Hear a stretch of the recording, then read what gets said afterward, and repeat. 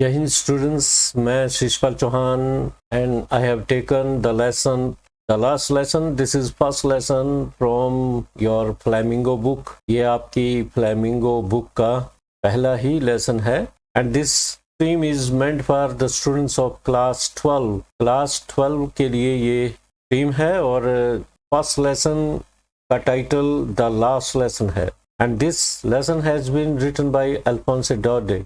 तो ये लेसन पहला ही लेसन है. The name of the book is flamingo. Flamingo एक बर्ड का नाम है, एक पक्षी होता है फ्लैमिंगो. तो इसमें आपको 8 लेसन्स है और ये पहला लेसन आप सब के लिए मैं लाया हूँ. Line to line explanation of the text.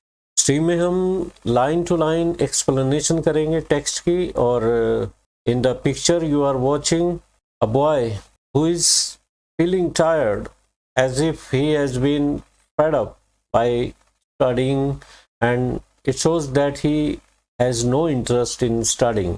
इसमें लगता है जैसे उसका कोई दिलचस्पी नहीं है पढ़ने में और थका हुआ सा बॉय लग रहा है.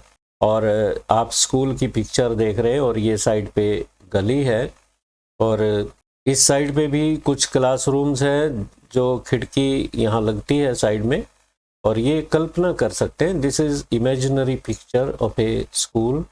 और आप यहाँ देख सकते हैं ये स्कूल बिल्डिंग है और ये लड़का एक स्कूल की तरफ बढ़ा जा रहा है. इससे पहले let me tell you about the writer Alphonse Daudet also, and this is the last lesson written by Alphonse Daudet and this is video lecture 1 of 3. There will be 3 stream लेके चलेंगे, 3 लेक्चर होंगे. Let me tell you something about the writer Alphonse Daudet. Alphonse Daudet के बारे में कुछ जान लेते हैं, then I shall proceed further explaining the text line to line. Alphonse Daudet was a French novelist. ये बहुत ही प्रसिद्ध फ्रेंच नॉवलिस्ट हुए हैं and a short story writer. He wrote poems and his first novel when he was just of 14 years. जब ये मात्र 14 years के थे, He was able to write his first novel. अपना पहला नावल इन्होंने उस वक्त लिखा. 14 years की उम्र में आप you can well imagine how talented Alphonse Daudet was. And he also used to write articles for newspapers, particularly Figaro. Figaro नामक न्यूज़पेपर में ये आर्टिकल भी लिखते थे, छपते थे इनके. The last lesson is set in the days of the Franco-Prussian War. Setting lesson की है फ्रैंको प्रशियन वार की, which continued between the year 1870 and 1871. 1 वर्ष तक चला था ये युद्ध between Prussia and France. France और प्रशिया के बीच में ये लड़ाई चली थी, 1 साल तक चली थी. That's why this is called Franco Prussian war. France और प्रशिया के बीच में लड़ाई हुई थी. It happened between 1870 and 1871. And you are watching a picture of a person who seems to be very cruel type of person. And this picture is of Bismarck. Bismarck का नाम आपने सुना होगा. ये लीड कर रहे थे प्रशियन सोल्जर्स को उस वक्त. बिस्मार्क नेपोलियन की तरह, हिटलर की तरह डिक्टेटर हुए हैं और मिलिट्री शासक हैं. एंड आप चेहरा देख सकते हैं कितना इम्प्रेसिव है और आप जानते हैं कि कितना डिक्टेटरशिप इनमें झलक रही है. In that war France was defeated by Prussia. इस युद्ध में France was defeated by Prussia. Prussian soldiers ने फ्रांस को डिफीट किया था, हराया था. डिफीट करना क्या होता है बच्चों? हराना. और Bismarck was the leader. At that time, Prussia consisted of what now are the nations of Germany, Poland and parts of Austria. उस समय जर्मनी और पोलैंड और कुछ हिस्से ऑस्ट्रेलिया, जो आजकल ऑस्ट्रेलिया कंट्री है, उसके कुछ हिस्से कुल मिला के प्रशिया बना रहे थे. प्रशिया एक मिला जुला नाम था जिसमें जर्मनी भी था, पोलैंड भी था और ऑस्ट्रेलिया के कुछ पार्ट्स थे. आप देख सकते हैं पिक्चर में Prussia, Germany, Poland and some parts of Austria. ये फ्रांस का मैप, यहाँ से ये सारा आप फ्रांस का मैप देख रहे हैं. और उन दिनों में क्या हुआ था, ये these are Alsace and Lorraine, ये 2 डिस्ट्रिक्ट हैं ये वाले. ये लोरेन है और ये Alsace and Lorraine. These two districts were captured by Bismarck, Prussia, Prussian soldiers. Prussian soldiers ने ये दो डिस्ट्रिक्ट फ्रांस के अपने अंडर कर लिए थे, कैप्चर कर लिए थे, तो यहाँ पे इनका शासन हो गया था। This is the situation of the lesson. Lesson की शुरुआत यही है। And what was the effect on these two district and the school in which friends नाम का लड़का, फ्रेंड्स नाम है बॉय का, स्कूल गोइंग बॉय है, इस पे क्या असर हुआ और वहाँ के लोगों पे क्या असर हुआ, स्कूल पे क्या असर हुआ, इस लेसन में we are going to understand. इस लेसन में यही समझेंगे कि किसी के अंडर गुलाम बन जाना और क्या प्रभाव पड़ता है साइकी पे, मेंटल कंडीशन क्या होती है वहाँ के लोगों की, इस लेसन में बताया गया है। लेट्स गो अहेड, आगे बढ़ते हैं। In the story the French districts of Alsace and Lorraine, जैसे कि मैंने अल्सेस और लोरेन का जिक्र किया, आप देख रहे हैं अभी भी एरो लगा हुआ है वहाँ पे, have passed into Prussia. Prussia में ये शामिल हो गए थे, जर्मनी, पोलैंड और पार्ट्स ऑफ ऑस्ट्रिया। प्रशिया का मतलब ये है। And let's read the story to know the impact. Impact means influence, प्रभाव।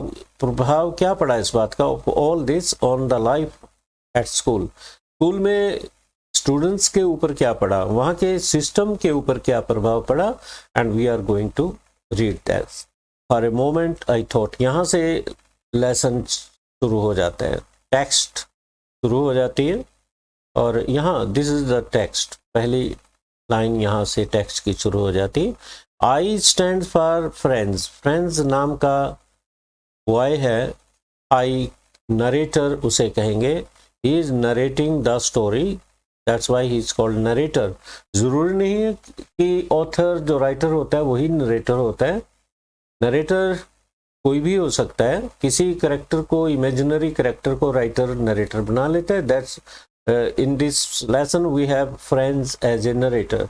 और एक करेक्टर और आएगा, एम हमेल। एम हेमल भी बोलते हैं लोग इसे, हम तो हमेल बोलेंगे। ये टीचर है, ये टीचर हैं किसके, फ्रेंड्स के। I started for school very let that morning and was in great dread. Dread means fear, डर, ऑफ अ स्कोल्डिंग। स्कोल्डिंग क्या होती है, रिब्यूक। वर्ड मीनिंग आप लिखते जाइए प्लीज। स्कोल्डिंग क्या होती है, झिड़की। I was in great dread of what, I who stands for I, Franz. Franz started his walking towards school very late that morning. Franz उस दिन लेट था स्कूल जाने के लिए। Actually Franz is not interested in studying, in going to school, attending the classes. He is not at all interested in his studies. Therefore, this day also he started going towards school very late. आज भी school की तरफ वो late जा रहे हैं। कारण क्या है, he was afraid of Mr. M. Hamel's rebukes. M. Hamel की स्कोल्डिंग से डरा हुआ है कि M. Hamel होल्ड करेंगे, झिड़केंगे। कारण क्या है, व्हाट इज द रीजन। और क्वेश्चन भी बन जाता है यहाँ पे, एक short answer type question, 30 to 40 या जो भी वर्ड लिमिट होती है आपकी, उसमें एक क्वेश्चन का आंसर देना होता है। Why was friends afraid of going to school that day. उस दिन फ्रेंड्स स्कूल जाने से क्यों डर रहा था, ये क्वेश्चन पहला ही बन गया और आप इसका आंसर भी ढूंढ सकते हैं। Why was friends afraid of going to school। School जाने के लिए क्यों डरा हुआ था, क्यों नहीं जाना चाह रहा था। Why did friends not want to go to school। किसी भी रूप में क्वेश्चन आ जाए तो आपको आंसर देना होगा। He was afraid of Mr. Hamel। He had not completed the homework given to him। And what was the homework? He was to learn some rules about participles. He was to understand the rules of participles. Therefore, he had not done his homework properly. Therefore, he was afraid of going to school। आप इस तरह से इसका answer निकाल सकते हैं। तो दोबारा पढ़ते हैं। Specially because M Hamel had said that he would question us on participle. Participles क्या होते हैं? पार्टिसिपल ग्रामर का टर्म है और वर्ब की वैसे तो कई टाइप्स होती हैं। रेगुलर वर्ब होते हैं, इर्रेगुलर वर्ब होते हैं, ट्रांजिटिव वर्ब होते हैं, इंट्रांजिटिव वर्ब होते हैं। यहाँ हम बात कर रहे हैं नॉन फाइनाइट वर्ब्स की। नॉन फाइनाइट वर्ब 3 तरह का होता है। नंबर 1 इन्फिनेटिव होते हैं, ये 2 तरह के होते हैं। एक टू प्लस V1 से बनता है जैसे टू गो, एक बिना टू का बनता है जैसे गो। और पार्टिसिपल 3 होते हैं participles, present participle, past participle और परफेक्ट पार्टिसिपल। तो V1 हम यहाँ पे V1 प्लस ING लें तो ये जैसे गोइंग प्रेजेंट पार्टिसिपल है, और गोन थर्ड फॉर्म जो होती है पास्ट पार्टिसिपल होती है। हैविंग गोन, हैविंग डन ये परफेक्ट पार्टिसिपल होता है, और थर्ड है जीरन। तो हमें ग्रामर तो यहाँ डिस्कस नहीं करनी है, तो आगे बढ़ते हैं। And I didn't know the first word about them, और फ्रेंड्स को एक भी शब्द पार्टिसिपल्स के बारे में नहीं पता था कि क्या होते हैं। फॉर अ मोमेंट, एक पल के लिए, मोमेंट का means second, you can say for a second, I thought of running away, मैंने स्कूल में ना जाने की सोची। Staying away from school, friends thought of staying away from school. I thought of running away and spending the day out of doors. कि आज का दिन out of doors बिताएंगे, स्कूल में नहीं जाएंगे। It was so warm and bright. बाहर का attraction थे। He was attracted by the outside atmosphere. The sun was bright and the weather was very warm, cozy.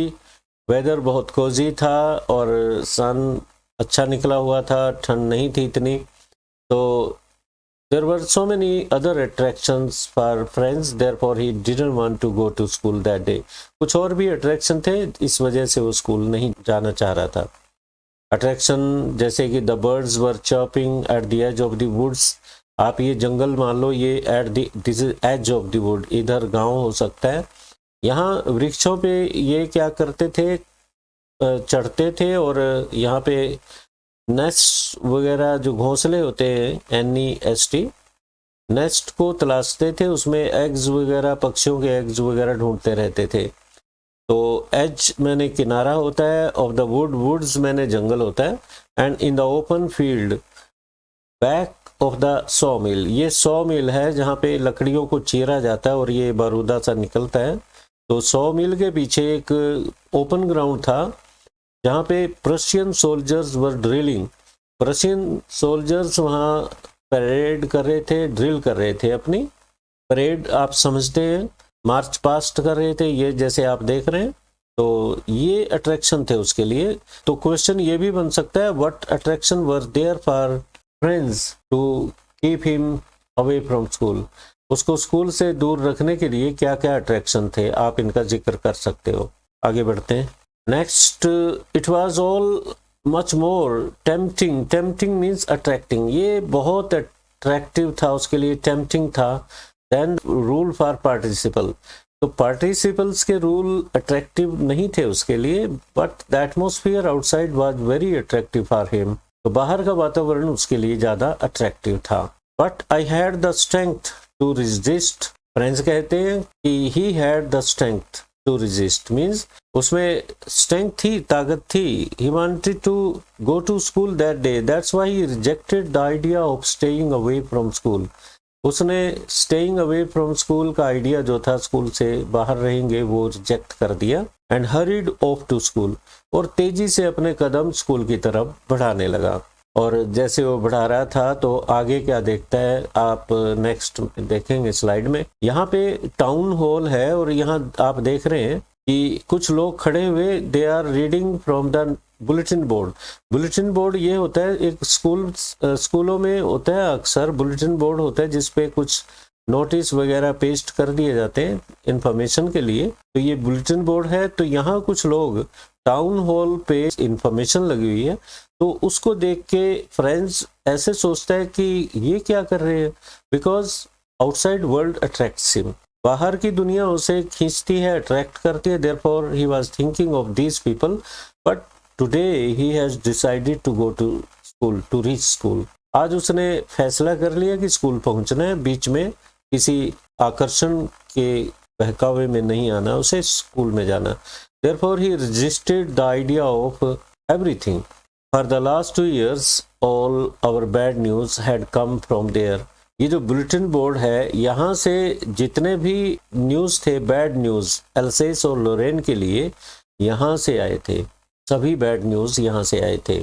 Had come from there. The lost battle कि वहाँ army अपना एक notice लगा देती थी कि आज हमने ये एरिया जीता है, फ्रांस वालों ने ये एरिया हार गए हैं। वो ड्राफ्ट का मतलब ऑर्डर होता है, to order people by law to join the armed forces. The orders of the commanding officer, ये ऑर्डर कमांडिंग ऑफिसर के होते। And I thought to myself, और मैं खुद सोचता, विदाउट स्टॉपिंग, बिना रुके, और जा रहा है वो, चला हुआ जा रहा है। What can be the matter now? लोग वहाँ खड़े, some people are reading something from the bulletin board, some people are standing there, and he is walking towards school. So he is thinking about those people कि why they are standing there, what information they have got now, what can be the matter now, ये thought उसके दिमाग में आ रहा है।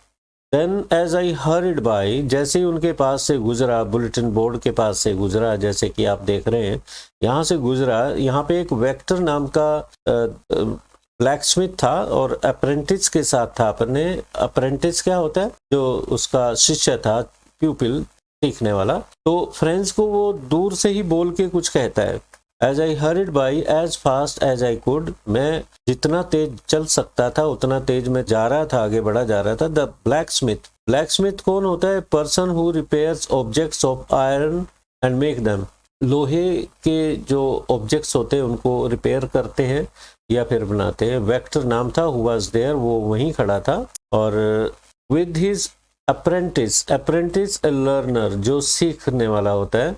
Reading the bulletin, वो bulletin को पढ़ रहे थे, यहाँ पे बुलेटिन को पढ़ रहे थे। एंड ही वाज गोइंग, तो उसने पीछे से आवाज लगाई, don't go so fast bub, you will get to your school in plenty of time.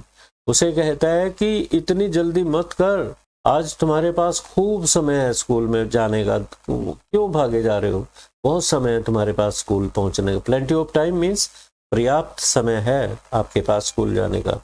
I thought he was making fun of me, और आई कौन है? फ्रेंड्स सोचते हैं कि वो वेक्टर नाम का व्यक्ति उसका मजाक कर रहा है, क्योंकि फ्रेंड्स अक्सर स्कूल से लेट होते थे और धीरे धीरे जाना स्कूल की तरफ। आज वो फास्ट मूव कर रहे हैं, एकदम तेजी से बढ़ा जा रहा है। तो शायद उसके तेजी पे उसने वेक्टर ने व्यंग मारा हो कि क्यों भागा जा रहा है, आज तो बहुत समय है तुम्हारे पास जाने का। तो ये किसने सोचा? ये फ्रेंड्स ने सोचा that Wachter was making fun of him and reach M Hamel's little garden all out of breath. अब वो गार्डन था कोई, जैसे ये गली है, ऐसे जा रहा है ये, इस साइड पे बाउंड्री वॉल आ गई, स्कूल की वॉल आ गई, ठीक।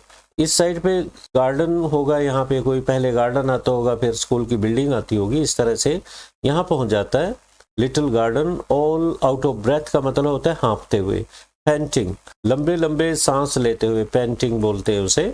यूजुअली मीन सामान्यतः व्हेन स्कूल बिगेन, जब स्कूल शुरू होता था, देयर वाज अ ग्रेट बसल मैंने रौनक, एक्टिविटी। तो स्कूल में एक्टिविटी होती है, सभी स्कूल में होती है। जब भी स्कूल ओपन होता है, बच्चों के शोर आ रहे होते हैं, which could be heard out in the street, और इस एक्टिविटी को गली में सुना जा सकता था। जैसे वो जा रहा है तो यहाँ पे मान लो ये स्कूल बिल्डिंग शुरू होगी, ये रूम्स हैं, खिड़कियाँ गली की तरफ लग रही हैं, तो यहाँ से शोरगुल आता है। Opening and closing of desk, ये शोर सुना जा सकता था। और लेसन्स रिपीटेड इन यूनिसन, और लेसन्स बोले जा रहे थे यूनिसन में। यूनिसन होता है हार्मनी में, यूनिटी में। वेरी लाउड, बड़ी ऊंची ऊंची आवाज में बच्चे बोल रहे होते हैं, लेसन्स को पढ़ रहे होते हैं। With our hands over our ears, ये फ्रेंड्स बता रहे हैं कि हम अपने कानों पे हाथ रख लेते टू अंडरस्टैंड बेटर, बात को समझने के लिए कि क्या बोला जा रहा है। क्लास में शोरगुल होते थे आसपास। And the teachers great ruler rapping on the table, और उधर क्लासरूम में टीचर टेबल पे यहाँ पे एकदम रूलर जो होता है उनका, उसको स्ट्राइक कर रहे होते हैं, मार रहे होते हैं बच्चों को चुप कराने के लिए या ऑर्डर देने के लिए, मतलब उसको मार रहे होते हैं। रैपिंग करना होता है हिट करना। But now it was all so still मैंने साइलेंस, परंतु अब इसने देखा कि आज तो बिल्कुल शांत है school. I had to open the door and go in before everybody, और अब उसे स्कूल में जाना पड़ा तो दरवाजा खोल के ओपन करके उसे अंदर आना पड़ा। यहाँ पे एम हमेल बैठे हुए हैं और इधर बेंचेज हैं क्लासरूम में, इस रोज हैं बेंचेज की। तो इस तरह से ही had to enter the school in front of everyone, सभी के सामने उसे स्कूल में जाना पड़ जाता है। You can imagine how I blast and how frightened I was. Friends, हमें रीडर को बता रहा है कि आप इमेजिन कर सकते हो, आप भली भांति कल्पना कर सकते हो कि मैं कितना शर्मा गया था, प्लस हो गया था, रेडिश चेहरा एकदम लाल हो जाना, पिंकिश हो जाना। He didn't expect that the teacher will be there. बिल्कुल भी इसने एक्सपेक्ट नहीं किया था कि टीचर क्लास में पहले से ही बैठा होगा और उसे सबके सामने जाना पड़ेगा। टीचर का टेबल यहाँ लगा हुआ है, टीचर चेयर पे बैठे हुए हैं और ये इस डोर से उसे आना पड़ा। ये बेंचेज हैं इस साइड पे भी, इस साइड पे भी, ये बीच में स्पेस होती है। तो टीचर के सामने उसे परमिशन लेनी पड़ी। टीचर ने बड़े पोलाइटली उसे कहा कि टेक योर सीट। पढ़ते हैं।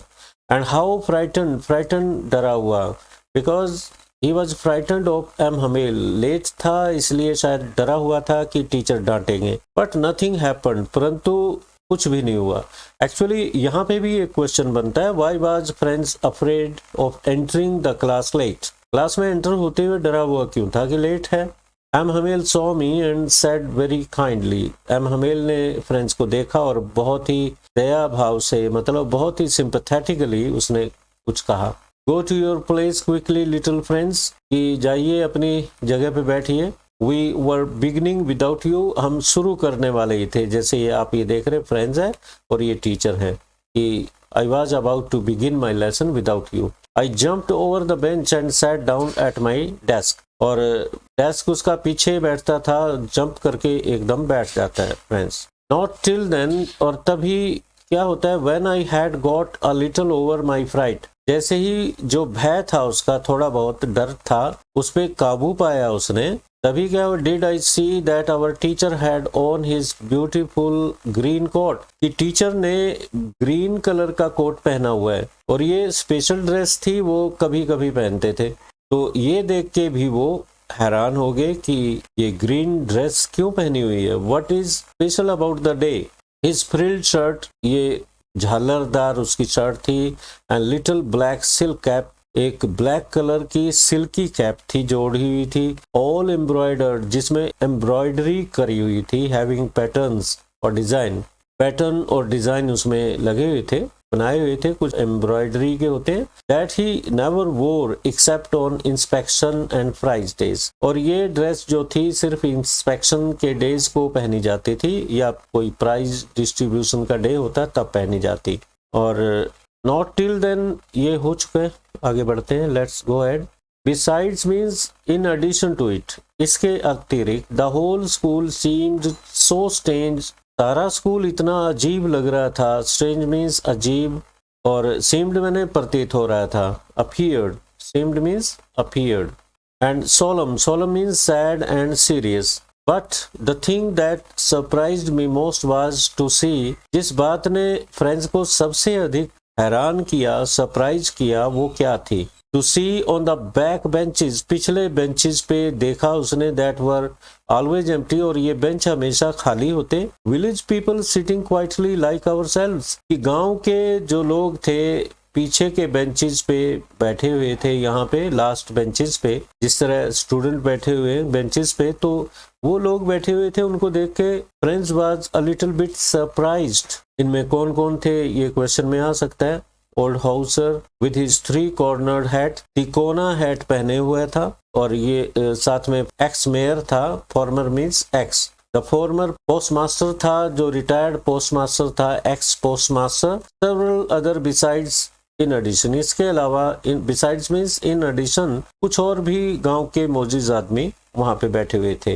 माई चिल्ड्रन, ये लेसन शुरू हो जाता है। अब एम हमेल बोलना शुरू कर देता है, कहता है मेरे बच्चों, this is the last lesson, ये आखिरी लेसन है, आई शैल गिव यू, जो मैं आज आपको डिलीवर करने जा रहा हूँ। This is my last lesson. The order has come from Berlin, Germany की राजधानी बर्लिन से ऑर्डर आए हैं, टू टीच ओनली जर्मन, कि आपके स्कूलों में एल्सेस और लोरेन डिस्ट्रिक्ट में सिर्फ जर्मन भाषा ही पढ़ाई जाएगी। और एल्सेस और लोरेन डिस्ट्रिक्ट, ये दो डिस्ट्रिक्ट हैं एल्सेस और लोरेन में। और फ्रेंच भाषा जो थी, that will not be taught to you from tomorrow, कल से फ्रेंच लैंग्वेज नहीं पढ़ाई जाएगी। And the new teacher who will teach you German will arrive here tomorrow, जो आपको जर्मन भाषा पढ़ाएंगे वो कल आ जाएंगे। The new master comes tomorrow. This is your last lesson in French language. I want you to be very attentive. Since this is last lesson, ये आखिरी lesson है आपका फ्रेंच लैंग्वेज में, तो प्लीज बी अटेंटिव, ध्यान से सुनिए।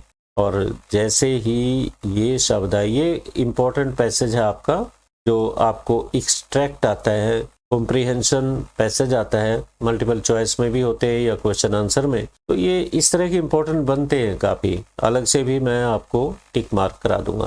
What A thunder clap, thunder clap क्या होते हैं? Single loud sound of A thunder, बिजली गिरती है, जब आसमानी बिजली गिरती है तो एकदम थंडर क्लैप होती है, बहुत भारी गर्जन होती है, तो वो लाउड साउंड की तरह उसके कानों पे, हिंदी में तो इसे वज्रपात बोलते हैं, वज्रपात, एकदम जैसे किसी ने हथौड़े मारे उसके कानों पे।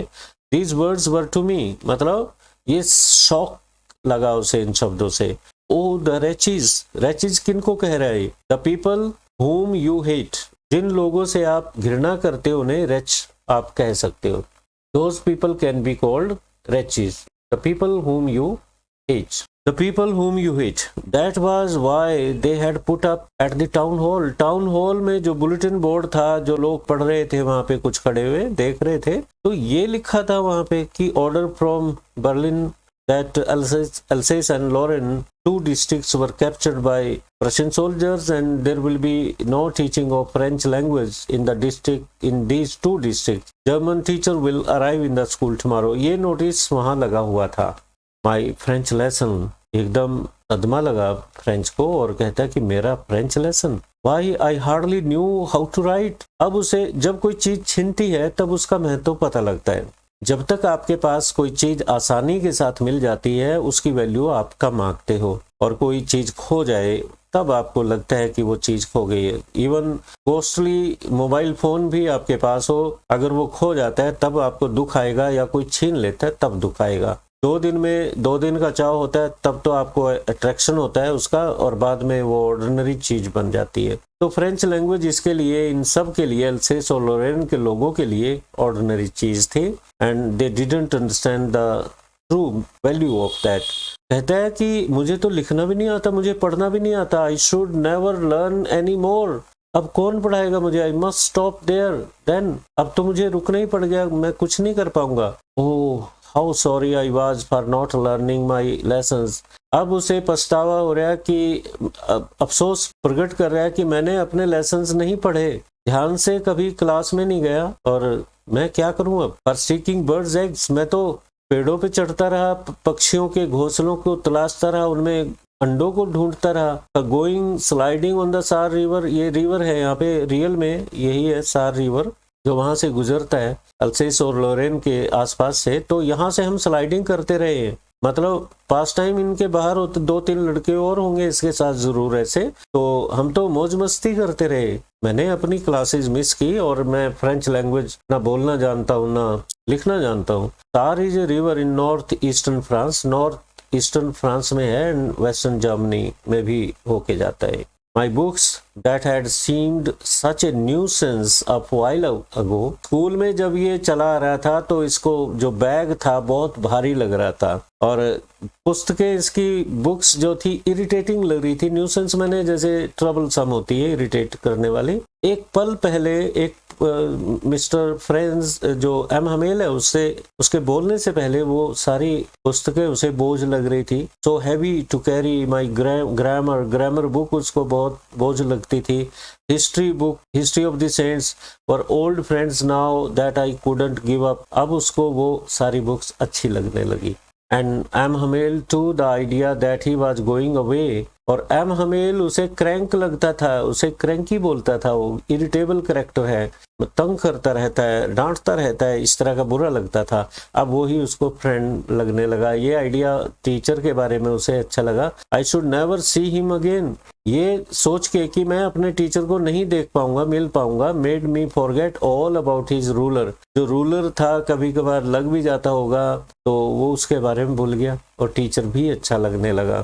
तो ये फैक्ट है कि जब कोई चीज खो जाती है तब हमें समझ आती है। और अब वो सोचता है poor man, it was in honour of this last lesson, बेचारा टीचर शायद उसके ऑनर में कि उसने 40 इयर्स यहाँ पे काम किया और that he had put on, इसलिए उसने संडे क्लोथ्स पहने हुए हैं। And now I understand why the old men of the village were sitting there. Now friends has come to know why the people of the village had come there and they were sitting along with the students, and this is he has come to know about this.